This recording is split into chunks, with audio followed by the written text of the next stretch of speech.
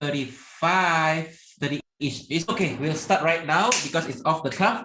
So everything is off the cuff and not on schedule. Everything is sudden. So thank you everybody for coming. I see a lot of guests are here. Wow, look at our speaker with a very, very fancy backdrop. That's incredible. We have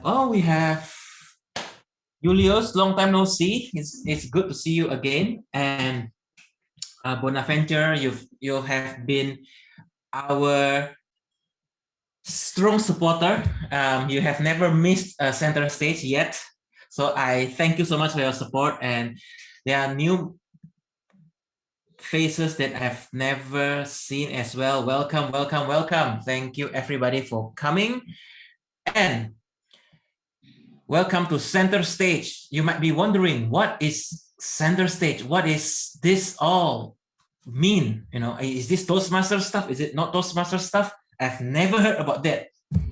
So what Toastmasters center stage is, it's something that the trainers and coaches advanced Toastmasters club come up with, because in the club itself, most, if not all of our members are coaches, trainers, facilitators, or aspiring to be coaches, trainers, or facilitators. And this gives them a center stage for them to become the speaker that they aspire to be, or for those who are already established speakers and trainers, for them to share their knowledge and their experience and their expertise to us so that we can all learn and grow together.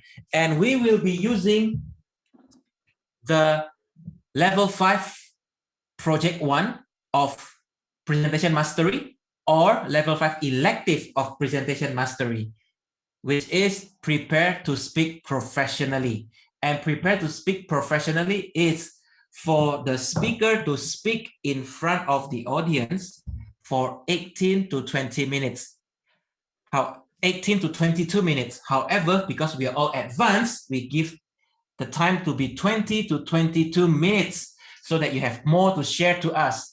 And after the speech is over, we will open the floor for Q&A for 12 to 14 minutes of Q&A. If you have any questions that you want to ask the speakers, or you have anything you want to learn more, to find out more, you can ask the speaker during the Q&A session. And I would appreciate it if there's any questions that you have, you can put it in the chat, and we will then read on to the speakers. Otherwise, it will be a little bit difficult to keep track of all the questions coming in. Okay, so with that, I hope all of you are clear what center stage is all about. And I'm really, really excited for this one. This is the third center stage, and the speaker is also my mentor at my other club. And I want to invite someone very, very special to bring this speaker to the stage. And I would like to welcome Jai. Thank you, Toastmaster Ping. Ladies and gentlemen, the moment that we were all waiting for. Our center stage speaker today is someone I met 4 years ago in 2017 at District 51's Toastmasters annual 25th anniversary milestone conference in Kuala Lumpur, Malaysia. Now, let me add that since I'm blind, I have absolutely no clue as to who I'm talking to, and I still do not know what our speaker today looks like. But she left an indelible impression on me with her voice, with the vibes she exuded, and with her vivaciousness. I could feel the passion in her words and in what she does, which incidentally I believe is one of the highest qualities of someone who's self-driven and who focuses on self-development. So ladies and gentlemen, please make some room in your hearts and your minds for our speaker today to fill it with her words and her ideas. Please give a virtual thunderous round of applause and will help me welcome none other than a Toastmaster for 13 years, the author of the book Listening is Sexy, a title that I love, and Miranda, DTM, Miranda Rumi, to take it away. The stage is all yours, Miranda. Thank you, Jai. What an introduction. The very best one I've heard, because it comes from... I'm so sorry. With the title, Feel It to Heal It. Feel It to Heal It, Miranda Rumi. Thank you. Thank you. All right, I will just start right away. This session is going to be a little bit different than the usual format for Center Stage, because it's going to be very interactive. And I would like everybody just to participate, ask questions, or respond when I ask you questions. Okay, so to heal is to heal. Sounds like a good title, right? You know, it sounds smart, but what does that really mean? I wonder if that thought comes to your mind. What does that really mean? Or if you are here because you're curious, what is it going to be? So if you have that thought about what does that really mean, please type yes in the chat. And then if you feel like I totally get it, so just write get it, got it. Okay, so that kind of like have a little bit of a understanding and idea where, oh, okay, so yes, got it, got it, got it. All right, so quite a lot of people say got it too. This is wonderful, because a lot of people don't really, okay, they think they know what feeling is, but they actually don't really know how that feels like, or that how that looks like. So this concept is very simple. The words are very simple. It's only 4-5 words, but it's abstract. Do you agree with me? It's abstract, right? And but let me give you some illustration, and maybe that will help you in a little bit. So, have you ever experienced a time when you hold grudges towards someone, and every time you see that person, you feel some resentment? So I'm going to read a few scenarios, and if you experience that, just write me, okay? And then, have you ever felt annoyed with someone, and but you can't really express it to that person because you're afraid they might get angry, withdraw, give you a cold shoulders, or silent treatment? Oh, see, I see quite a few people say yes, me. Or you have a money situation where they're having debts, not having enough money, worry about future finances, and you may not know what to do about it. And you may not even have someone to share that. So you kind of like keep that inside you, keep this burden. Yeah. So some of us, or most of us, have experienced one or the other of that. And this is where feeling it comes in. So I'm going to share a story that was actually experienced by a friend of mine, or also somebody that I work with. And his situation, he has given me the full permission to share this for this session. He has the experience that he is the only child, and he's in his mid-30s. He is still single, and his father has been ill for quite some time now. The kind of illness where you have have to be like going through dialysis. You know what dialysis is? You know, changing your blood or cleansing your blood, and so having to go to the hospital twice a week, every week. And he has nobody else. I mean, he has his mother, but he doesn't have brothers or sisters or cousins. So he had been really trapped into this role. And his desires, his passions is huge. He would like to travel. He would like to be able to do things, or even just, you know, going away from the house for a few days. And he cannot do that. And he is a very talented person. He has so much potential. He's very gifted. And for years, I've seen this friend, this person, like just keeping it in, And once he gave a speech, it just came out and he was just almost bursting into tears when he was sharing this. So first time I talked to him about that, I said, well, like it's not good to just keep it in. You need to feel that. You need to allow that to flow through you. And he said, yeah, yeah, yeah. And he didn't, it's just like coming from one ear and then out the other ear. And so another 2 years passed.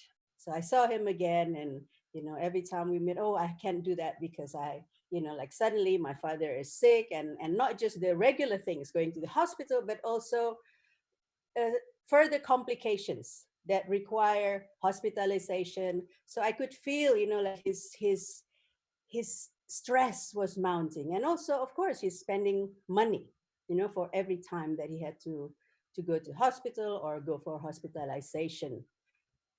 So he came and we talked about it like a few weeks ago, and then I was telling him or sharing with him, suggesting with him, you need to feel that. So what do you do when that happens? He said, well, I just tell myself, well, there's nothing I can do about it. And I just have had to accept it. I said, so when you say that, how do you really feel? And his face just turned down and said, like, it makes me angry. I just want to scream. I want to just break out from this situation, but I couldn't. I said, okay, I'm going to give you some suggestion and to feel. Okay. How does that look like? Okay, I'm going to share with you in a little bit, but let me just give you his response. Okay, this is what he said. He said, "Please share this issue or this what I experienced with the group. Remember, I used to accept to feel my emotions, and now I'm learning to accept that. So you start feeling it?" I asked. Yes. He said, yes, it hurts, but culture and things around me made me suppress it. How did you suppress it? He said, with distractions. Well, with, like I would play music, I would go singing, or I would go into the garden and start planting. He said, okay, that's good. And then what happened when you stopped doing that? I felt it again. So, but now, he said, recently, I'm trying to feel as you advised, and I felt a lot lighter. I used to be just so stressed, just on my own, because I could not really share it, and nobody really, they kind of laugh at me when I talked about this, or they said, well, that is your duties, like that's how we do it, right? So, and when I experience that, when I feel these emotions and then not really doing anything and just keeping it, I felt headaches, I experienced headaches, I experienced like, like nervousness and nausea sometimes.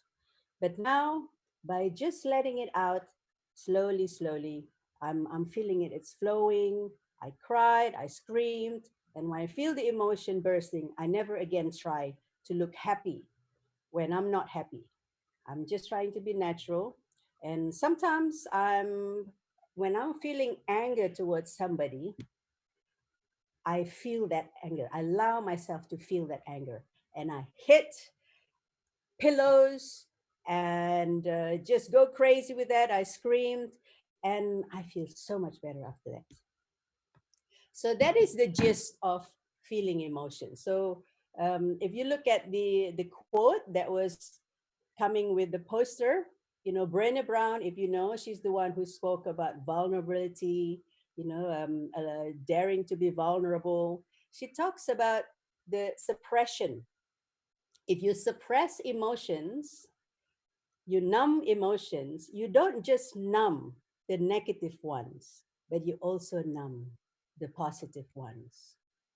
I don't know if you've experienced that, but if you have these emotions that you suppress and you cannot really share, maybe it's because you're feeling ashamed, or you feel like nobody would understand you, so just keep it and keep it, and these emotions don't really go away. You may be able to distract, you may be able to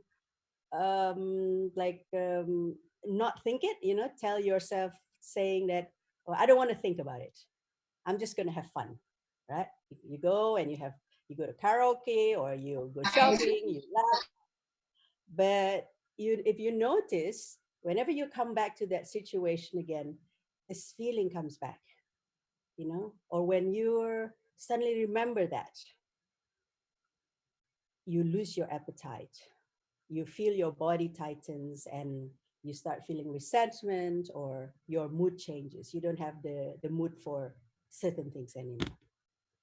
So with this, actually, I know I've been speaking and I'm giving you an example, but I would love to have any one of you, if you would like to share in 2 sentences what you're going through, and then, or the things that bother you, the things that keep you awake at night, or whenever you think about it, everything just kind of like collapse or just feels heavy in you.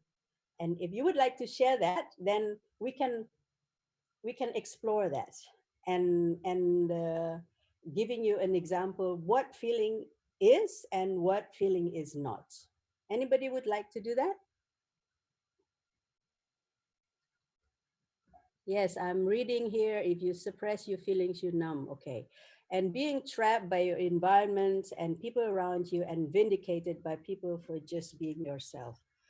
Wow. That feels very painful, isn't it? Yeah. Would anyone like to share or volunteer? Yes, Sangita. Please. Can you maybe share just like the thing that really bothers whenever you think about it? Yeah, so this COVID has attacked, I think, almost everyone, and it has just shut up everyone inside their homes for a really, really long time. So when you put in people, like I have a teenage son, and my husband is working out of home, and I'm also there. There is no house help, and you're actually swamped with work for the last 1 year. I find that I spend most of my time doing things for others. And I really don't find the time to take off for myself because there's no way I can go out. Even for a walk right now, it's not advisable because the second wave is hitting almost everywhere right now. So it is very dangerous to go out. So you're cooped inside with 3 people who are dealing with their own turmoil and emotions. So this is a perfect cocktail for an RTX. So at the end of the day, you feel so emotionally drained that you have to suppress yourself and keep the calm and peace around so that other people don't explode and they are also able to keep their thing. So at the end of the day, you feel emotionally very drained out. And that's something I've been facing at least for the last couple of months. So it's something that keeps me up at night these days. Yeah. It's the same Yeah, point well, that I'm not able to express myself because I can't explode because it makes the other people explode as well. yes, yes. Thank you, Sangita, for sharing that. And I'm sure you're not the only one who experienced this. If anyone else who feels something similar or seeing something like that, please type yes or why so that we can also support. And sometimes just knowing that you're not alone is also is kind of like a little bit of a lightening, right? So if you have anyone feels something like that, similar to that, please just say yes. So Sangita, yeah, this is exactly where I want to demonstrate what is feeling and what is not feeling. What I'm hearing is like you cannot just go inside because yeah, there's so many things so many factors, so many things going on that you have to pay attention. You have to be a wife, you have to be a mother, and you have to be nice also, right? Which is a lot of pressure inside, and I can imagine inside you just want to explode because there's just so much pressure and so much like the feeling that it's not going anywhere. So what does feeling like? Let me just say what feeling is not like first. So what is not feeling is when you try to, so suppressing or numbing it, when you try to not think about it, when you try, even just that word, I try not to be. In the minute that you try, there's already like this efforting, there's also this, I don't really want to do this, but I've got to, right? that feeling that I have no choice. And that just feels very heavy. I'm sure anyone who feels that you got no choice, but you have to compromise, you have to suck it up, you have to do what is expected or supposed to do with you, it already feels very heavy, and there's resentment already right from that moment. And in the beginning you probably could brush it off. You could say, well, yeah, it's no big deal, I should be able to handle this, they don't mean it, or they're also in the same boat and that. But you can only go so far trying to manage that with your mind, with your thinking.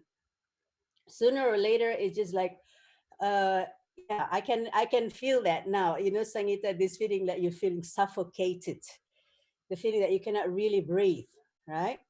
Okay, so we all very good at not feeling, by distracting ourselves, by going with what is considered the norms or the right thing by the society or what our parents tell us. And essentially, it's not about taking care of ourselves. We have to take care of other people first, right? Because that's what we've been taught. And if we take care of ourselves, then we're called selfish, and we don't want to be called selfish. So we hard. Okay, so all these things that are not feeling is not working. Any distraction that you do, you can only manage for a little bit, even if you can have fun for an hour or a day. When you come back to that situation, it just came back again. That heaviness is going to surround you again and shroud you. All right, so now what is feeling?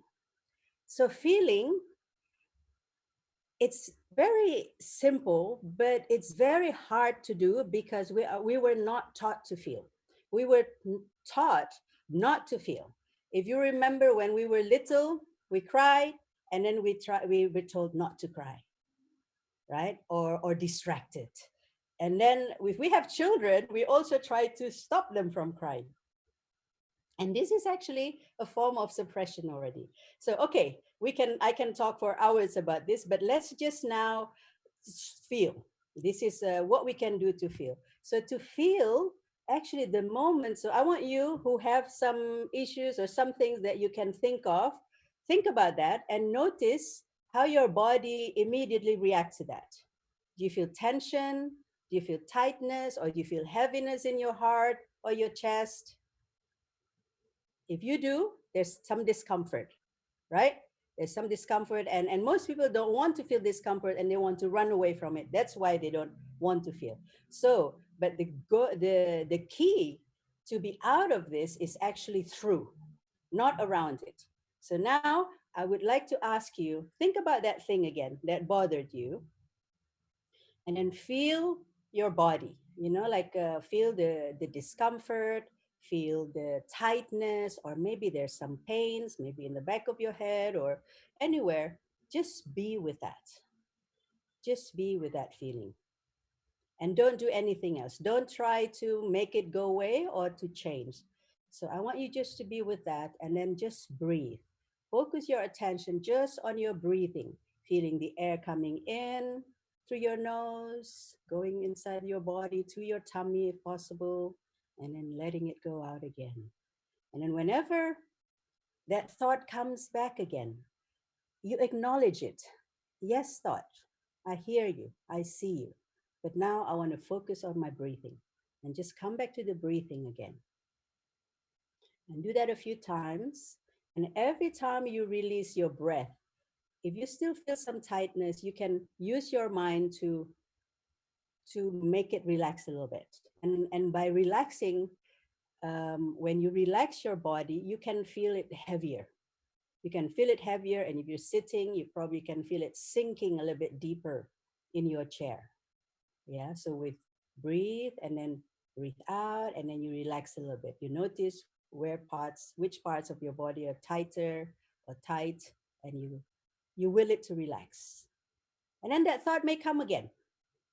And when that thought come again, acknowledge it, thank it, and then let it go, and then come back to your breathing again and feel the difference. Whenever you bring your focus back to your breathing, how it it is more relaxing, and you can see that you're letting go of tightness. And as you do this, there might be emotions welling up. You may feel like crying. You may feel like you're feeling a felt sense of anger. And stay with that. Allow yourself to feel all that. Right? If it's feel anger, you just feel that. Feel the body getting hot, the tightness in the body, and then there's like so much heat. And stay with that and kind of like be just observing that. Okay, you do this a few times, coming back, and while this, I'm going to explain just a little bit about what's the difference between the breath and another distraction. Because in a way, when I ask you to go back to your breath, it's almost like a distraction from holding on to that thought or concentrating on that thought. And if we go out and sing and have fun, that's also a distraction.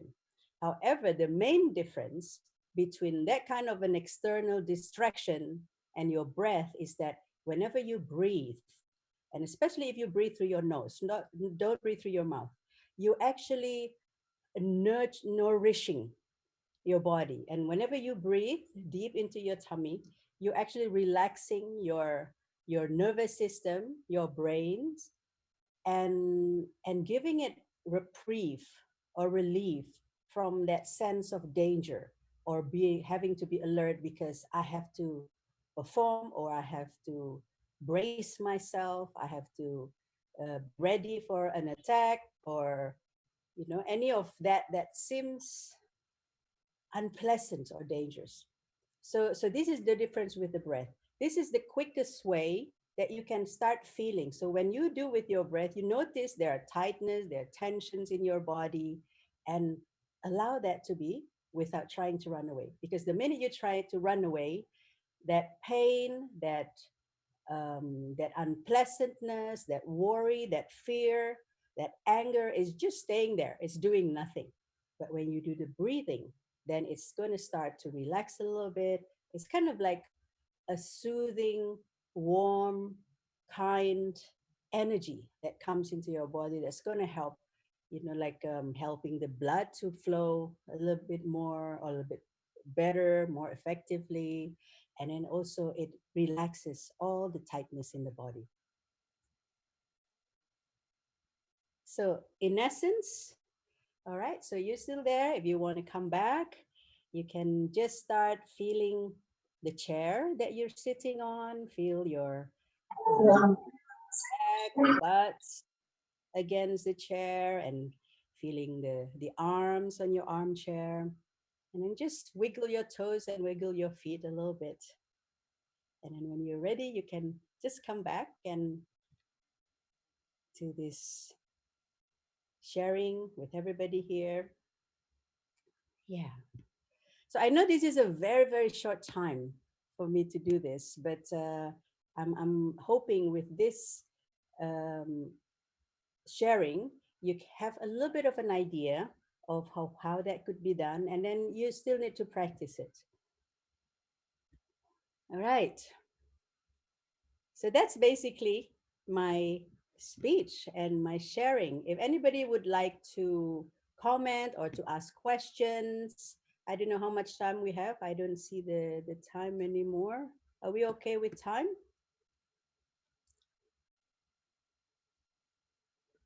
Yes, we are okay with time.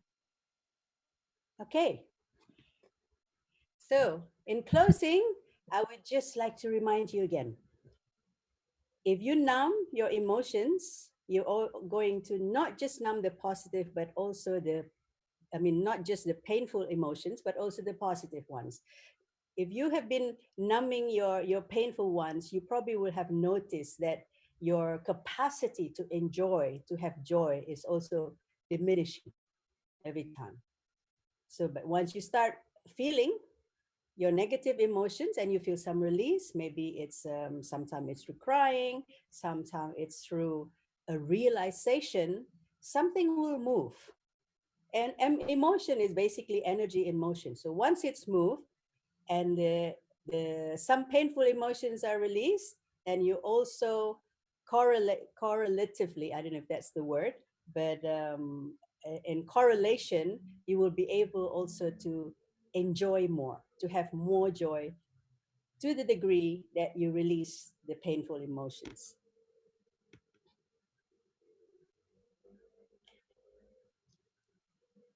All right, that's amazing speech.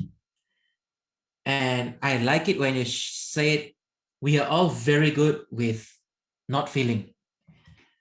I really believe in that. Oftentimes when things are not going well for me, two things happen. One, I will forget about it. Let's not think about it. Or number two, I'll just suppress it and just sleep and numb it. So I have a question about that. Before we open the floor for Q&A for everyone, I have a question because it just suddenly the thought just came to me. When that happened, because this is a procrastination of my feeling of discomfort. When that happened, what should I do? So what do you mean by procrastination of discomfort? Can you When I things didn't are not going well for me, I tend to let's not do it, let's not deal with it. I don't care about it. Let's not even talk about this and work on something else. In a way, there's kind of like a procrastinating. Instead of challenging the feeling head on, I tend to not care about it. I tend to focus on something else. And this will grow bigger and bigger to the point where I end up blowing off or overwhelmed or burn out, things along that line.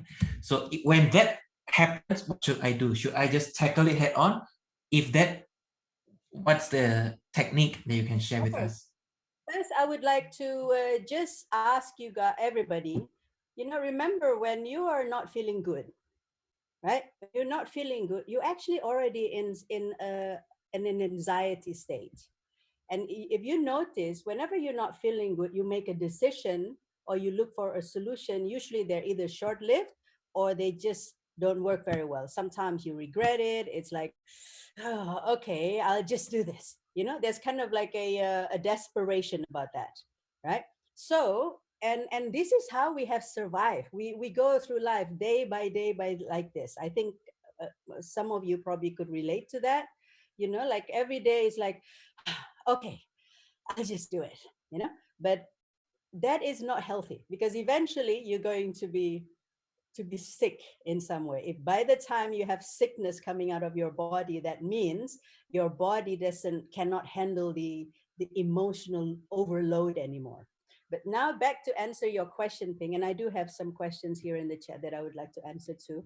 So hopefully understanding the danger of not feeling, right? So there's the physical side and then also the relational side, because when you're not feeling good, you are going to project that to people around you. You start not quite liking them, you start not quite warm with them, or you have to pretend, right? And that doesn't feel good, right? So when you now, hopefully with what you realize today, whenever you feel like that, just stop noticing, okay, I don't like what I'm feeling right now. Just noticing that, or I'm angry, or I'm annoyed. Just stop and just say that to yourself. I'm experiencing annoyance, or I'm feeling annoyed, and just sit and just feel it, just for a little bit. Even just acknowledging and saying that yourself, I feel uncomfortable. I'm scared. I don't know what to do. And that's actually you're already starting into the anxiety. Just by saying that, it's already like 50% of the work. And now the rest is just, you don't need to understand. You don't need to have a solution or know what it is that you're feeling. You just know you're uncomfortable. Just stop and then start breathing. That's all you have to do. And then the breath is so smart. It's so intelligent. It will go where it needs to be. And it will calm you. It will soothe the organs, the brain, the nervous system. And sometimes you may need to breathe a little bit longer and sometimes a little bit shorter. And the more you do it, the quicker you can get into that. So whenever there's chaos outside of you, don't go outside yourself and thinking like, why did that person do that? That is so stupid, or I'm so stupid. Just stop and then just breathe. And I have a question here. Does it also work with stage fright? Definitely.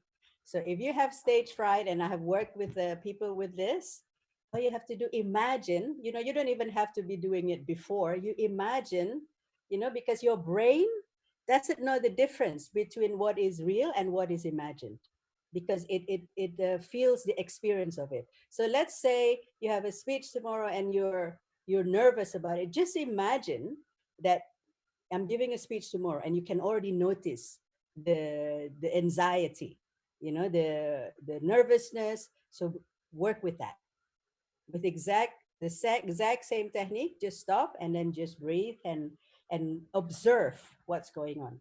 And so the combination of breathing and observing what's going on is the magic combination. So I have another question from Angelica. After doing the breathing exercise and feel the feeling, what's the next step we should do to reduce it next time it is evoked? So would you like, I'm not sure what you mean by reducing it next time when it is evoked, because if you're already doing it, you're already feeling it. If you're really feeling it, you would feel more relaxed. I don't know if anybody has experienced this in this session. If you're experiencing that, and there is going to be a change, you're going to be more relaxed, your head going to be clearer, and and in my experience, often I would see suddenly I have more solutions. Whereas before I only have one solution. I have to do that. Otherwise, it's going to be so bad, or there's like a bad consequences. But once you clear, your head clears up, then suddenly there are more options. I could do that, and it's very magical. This, yeah. Angelica, are you still there? Yeah, I'm Does still that here. answer the question? Huh? Yeah, it's okay. Oh, yeah, am I audible? Yes. Yeah, so sorry, I can't turn on my video currently. So Okay. what I meant with my question was, for example, when we were mad at someone and we keep it for ourselves for quite a long time. So every time we look, when we only look at that person, that anger comes to us. And what we can do to reduce that symptom is by doing the breathing exercise and feel that we are angry. But after that, the next time we look at that person again, maybe that anger will still come again. So what can we do to reduce that thing? Yeah. Okay. When you do this exercise and you really stay with it, stay long enough with it, right? There's going to be some release and some change in you. And then I don't know whether you're doing it today, but if you can check after you do this exercise, you look at that person, do you still feel exactly the same, or a little bit less, or totally the same? Yeah. So if there is a little bit less, that means, oh, okay, something is already released. Just keep doing that. Yeah. And while you're doing that, if you feel a lot of anger towards this person, you may feel so much anger coming up in you. And then, yeah, like with what I usually recommend to people is hit the pillows. And I buy this, I don't have it with me, but apa namanya, selang. I don't know what is selang.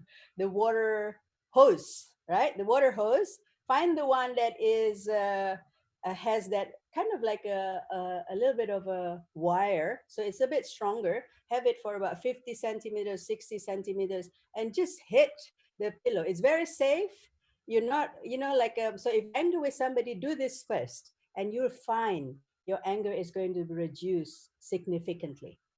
And if you keep doing that, if you allow yourself, the key is to allow yourself. So if the emotion comes, you allow yourself to feel it.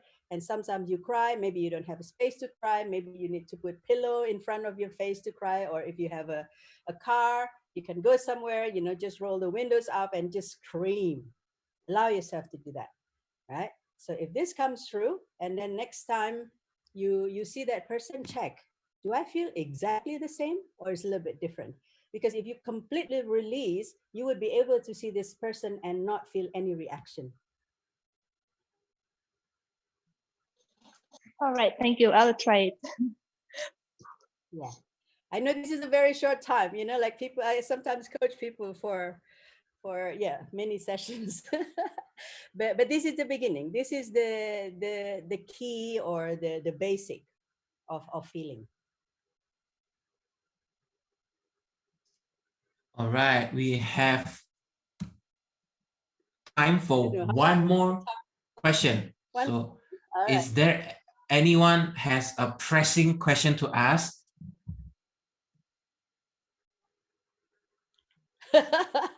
You again, Ping.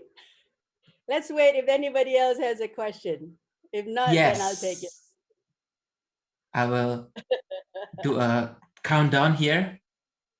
If anybody has questions to ask, feel free. Going once, going twice, going thrice, Gone. gone. All Yes, right. so I believe any yes. question that is raised is going to represent some other questions. So go ahead, Ping. Yes, the final question that I want to ask is, when it comes to breathing, oftentimes we just breathe like, oh, it's okay, just breathing is breathing. However, when I look at my son versus me, when I breathe, it's on my chest. My chest are moving. But for my son, it's the belly that's moving. What's going on with that? I mean, is that normal, or as we grow older, we just breathe wrongly? I love that question. And this is something that I'm very passionate about breathing correctly. So first of all, don't breathe through your mouth. Okay? Breathing through your mouth has a different passage. Breathing through your mouth goes to your chest. It goes through here, through your throat, and goes through your mouth. I mean, through your chest. And when you breathe through your mouth, you actually carry a lot of bacteria, and it's not really, it doesn't calm you. And if you have like halitosis, you know, bad breath, or have crooked teeth, and you know, like problem with your gums or jaws or teeth, this is already a signal that you probably breathe through your mouth and have been doing that for a long time. And then this other breathing is through your nose. So the nose has a totally different passage. It goes through the back, and then it goes to your tummy. And the tummy is where the nervous systems are, and this is the and it's cleaner. You know, it's cleaner. And if you notice that if you breathe through your nose, you probably would have less gungs in your nose. I know it's a bit gross, but it's the truth, right? So and then when you breathe, like some people say, breathe deeply. But what does that really mean? Breathing is like eating. Just because you eat a lot, it doesn't mean that you absorb a lot. That you may not be getting the nutrition. So there's a whole science about it. But if you breathe slowly and actually create a little bit of an air hunger, the feeling that you want to breathe, you actually stimulate your CO2, which is the one who would grab the oxygen. And we want to have that oxygen. So if we breathe just a lot, it's like, you know, there's a lot of things in that air, but you may not be getting the oxygen that you need. So the key now is to breathe very slow, like and this is the way of the samurai. I'm sure you like this. The samurai, they are trained to breathe so that nothing moves under their nose. You don't feel it, right? So I've been doing like a taping my mouth since I learned about this. Now about the child, this is so beautiful. When we were when we're a child, a baby, we breathe through our tummy, like, you know, you see your body, the baby's body is moving like that. That is excellent. That's how we're supposed to breathe. Animals, if you look at animals, they breathe through their tummy. So that is the healthy way of breathing. So God and nature have taught us how to breathe properly. And how we change into a chest breather or mouth breather, the minute we experience fear, the minute we experience violence, violence is, you're not, just seeing violence, just seeing people fight, people screaming, your parents or neighbors, you already feel a constriction. And the minute you feel scared or shocked, you would start doing this like that, right? And then if you experience that a lot, if you're growing up in a home that is a lot of, that's not very harmonious, and there's a lot of yelling, a lot of that, that doesn't feel safe, you would breathe like that. And the same thing with the crack babies whose mother is an addict, they would be born and breathing through their chest, because this is already like their system is already messed up inside. So learn to breathe like your children. Yeah. So when I was talking about breathing and breathing and breathing today, that was all about breathing through your tummy. And breathing your tummy is an amazing thing. It's the best thing that you could have for free. And it knows, it has its own intelligence. It will go where it needs to be and fix and soothe and rewire what needs to be rewired. I'll give you an example. Once, I learned to breathe again when I was about 40, 45 or 46, because at that time my breathing was completely bad and I didn't know what feeling was, so exactly what I'm teaching right now. But I didn't know what feeling was about because I couldn't breathe. I didn't know how to breathe. So when I first learned to breathe, I was prescribed 10 hours of breathing lessons and I had to pay for it. I got mixed up, sometimes my tummy, my chest, and sometimes I stopped. So there was no awareness of breathing. And that makes such a big difference now. So with this breathing, one time I had a painful arm, like just a crick. And I went to massage and like a chiropractor, but it's just gonna, that kind of like, sometimes maybe you have experience, you couldn't lift your arm, it just gets stuck there and it's very painful. So it was going on for months, like maybe 3 or 4 months. And one day I was just like doing some breathing exercise, and then I just got lost in the breathing, and I breathed for I think about 3 hours, 4 hours. And then when I finished breathing, that thing was gone just by itself.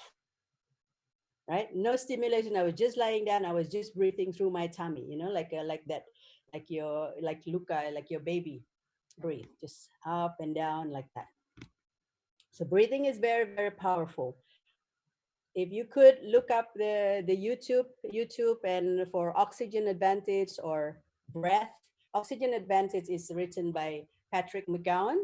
And there's an audio book in YouTube, just the reading. And then also the other one is by James Nestor. It's called Breath. So they complement each other. So I strongly suggest that you read that. And they will also talk about, depression and all that, and how breathing will help you to do all that. Breathing is the easiest way. And okay, are we 6:30 yet? No, okay. If I can add one point, which if it add Yes. value, we are also in Indian system is also a very ancient system, which there are a lot of literature studies about the breathing. And there is one technique which is very secretive but very effective. That we understand the babies breathe, inhale 3 seconds and exhale 2 seconds. So that this is it's called universal rhythmic breathing. I mean, the universe, what the vibration is based on that. So this is a very good technique. 3 seconds breathe in, inhale, and 2 seconds exhale. It is many healers practice this. They advise this for some of the incurable diseases, which I have. One of my teachers taught me this. So you can read. There's a lot of literature available. It is supposed to heal a lot of diseases if you practice this. So the more we practice and it becomes our natural breathing, then we also breathe like babies. Yeah. So thank you, Manoj. Thank you. That is an additional information. My approach to breathing is just simple. I try not to complicate it, just simple, because the more it's okay, there's so many, you know, if you want to talk about that, there's so many ancient types of breathing, right? But sometimes they'll say, oh, it's too hard, or you know, but just breathe. Just start with breathing. That's all you need to do right now. And then if you want to develop certain things, then you can research, do a little bit more research about what is it that you want to do. But the breathing that I'm really subscribing to right now is just breathing in, like very slow, light, slow, and deep. Light, slow, and deep. And about the same or a bit longer as it goes out, right? So if you breathe in for 3 or 2, then coming out a little bit, just a little bit longer. But that's it. If you can remember that, don't worry about it. Try to make it simple. And the most important thing is doing it. Do it. You know, like otherwise you just amass all this information, but you're not doing it. Just do it in the easiest way that you could do to start with, and then and it's particularly in regards to feeling. Yeah, sometimes we think, okay, if we do this, you know, you heard of Buteyko and this and that also, but you know, when you have an agenda for the breathing, especially for the physical aspect of it, then maybe once you're healthy, then you don't do it again. But the breathing that I'm talking about is self-care, nurturance, and do it every day. Just as long as if you can remember it, just breathe. And the practice of using the 3M tape for your mouth, it also helps, because if you're a snorer or if you have halitosis, and sometimes you don't even know if your mouth is open. And in that moment, that you know, that 8-hour period or 6-hour period, you're creating potential diseases or disorders in your body. So just by that, you know, it's a 3M. I mean, I don't have it with me, but I can show it to you in a little bit.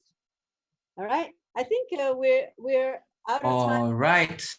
It's only time. Yes, we are slightly over time. So thank you so much for sharing. And if you have any questions to ask, follow-up questions to ask Miranda regarding breathing or on